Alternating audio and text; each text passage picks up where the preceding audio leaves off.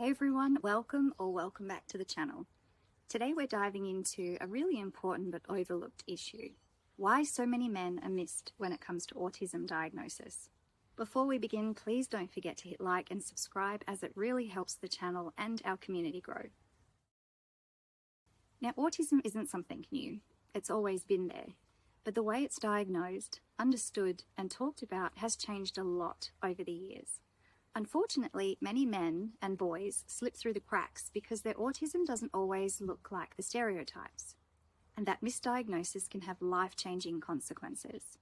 This isn't just something I've read about, it's something I've lived. Our oldest son was misdiagnosed as a child, and it wasn't until he was 18 that we finally got the right answer. But by then, he missed out on vital early intervention. Now at 21, we're still trying to find the right therapies and support to help him thrive. And sadly, his story isn't unusual.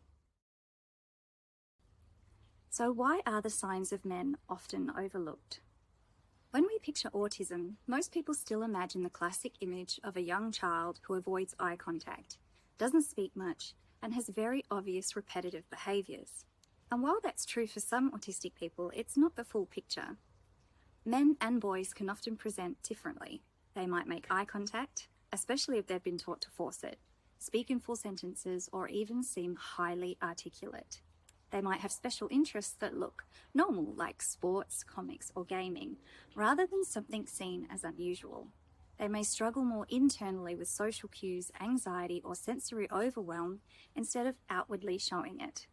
Now, that was exactly what happened with our son. Because he could manage to make eye contact and speak well, professionals dismissed the possibility of autism. He was misdiagnosed, and we were told other explanations for his struggles. It wasn't until adulthood that we got the correct diagnosis, and by then, so many opportunities for early support had been lost. So what is the role of masking and societal pressure? One of the biggest reasons men go undiagnosed is something called masking. Masking is when autistic people hide or suppress their traits to try and fit in. And let's be honest, unfortunately for boys and men, the pressure to man up and push through struggles is huge. From a young age, many are told not to cry, not to complain, to just deal with it.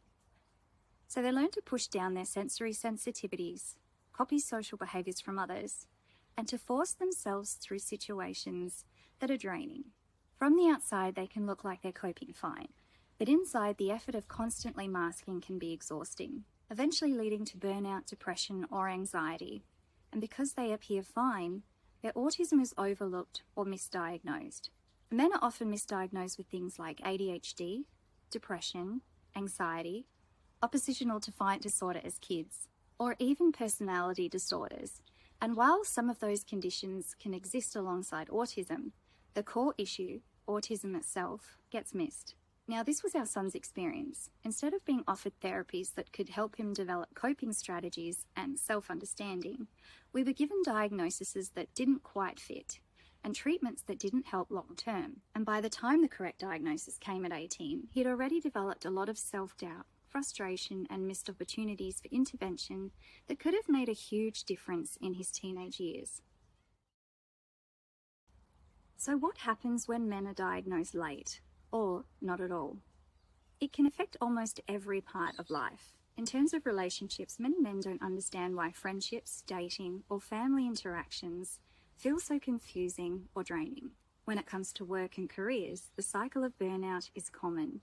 Some men call it the 3-year curse, when they can only keep a job for a few years before the stress and masking become overwhelming. As for self-esteem, growing up constantly misunderstood, being punished for things you can't control, or being labelled lazy, negative, or difficult can leave deep emotional scars. Many men internalise these struggles and assume that they're just broken, when in reality they're autistic and simply need the right support and environment. So why does this issue matter so much? Well, it's the reason I'm making this video, because stories like my son's and countless others really need to be heard. Autism in men doesn't always look like the stereotype. Making eye contact doesn't rule it out. Being verbal doesn't rule it out. Having a job or relationship doesn't rule it out. The more awareness we can raise about the subtler presentations of autism in men, the fewer people will slip through the cracks, and hopefully fewer families will have to go through what ours did: years of confusion, misdiagnosis, and missed opportunities. So if you're watching this and parts of it resonate with you, maybe it's worth looking deeper. Maybe it's worth talking to a professional who understands that autism doesn't look the same in everyone. And if you're a parent, friend, or partner of someone who might be autistic, please keep an open mind. Support them, listen, and don't dismiss them just because they don't fit the stereotypes. Thanks so much for watching, and if you've experienced something similar, a late diagnosis, misdiagnosis, or being overlooked because you didn't look autistic, I'd love to hear your story in the comments.